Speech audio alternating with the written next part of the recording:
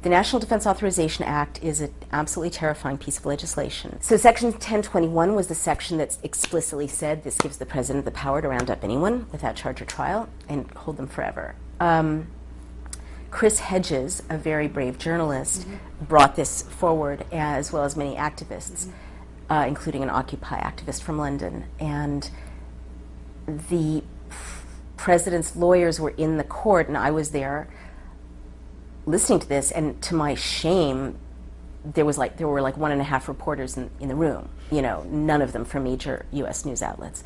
Well, the most important thing ever to have happened to that point was happening. And the government's lawyers basically confirmed that Chris Hedges could be detained forever for reporting on the Taliban or reporting on people who could be classified as enemy combatants. They confirmed that that was indeed the case.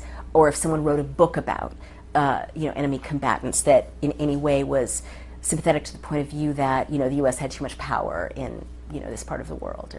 Or, crazy examples of sweeping powers to detain American citizens and to criminalize dissent, criminalize journalism.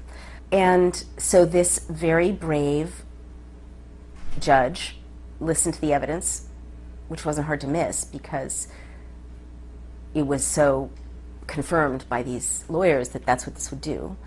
And she suspended that part of it and so saved, the Constitution where the Due Process Clause is, which guarantees everyone in America the right to a trial. I still can't understand why this story, specifically the NDAA, has not been a bigger story in mainstream media in the U.S. This was a huge issue. Huge. And this bill was signed into law when people are celebrating New Year's Eve. New Year's Eve. And then nobody heard about it on mainstream media. Why do you think that is? Marina, I want to ask you that. When you talk to journalists, because I have friends who are journalists, senior people who are running major news sites and opinion sites, I would say, did you know that the Due Process Clause was suspended on New Year's Eve? And they're like, what? No, surely not. And they don't believe it because they didn't see, a wave of coverage, any coverage. It would be buried and obfuscated.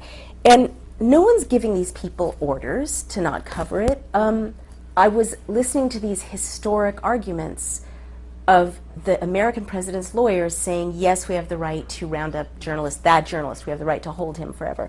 And there was no ABC, no NBC, no NPR, no CNN, no Fox News.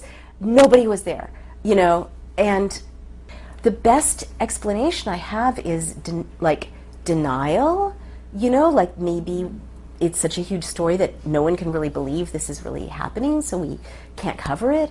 But I do think that what we're seeing right now, and I predicted this would happen in November of last year, is that why the violent crackdown against Occupy, why the violent criminalization of dissent, why the bullying of journalists now. I think it's linked to what we're seeing in the news right now of this huge fraud being uncovered in the banking sector.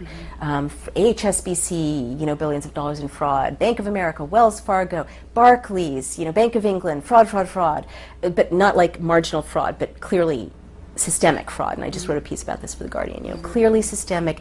Tim Geithner finds out about it in 2008. Writes an email.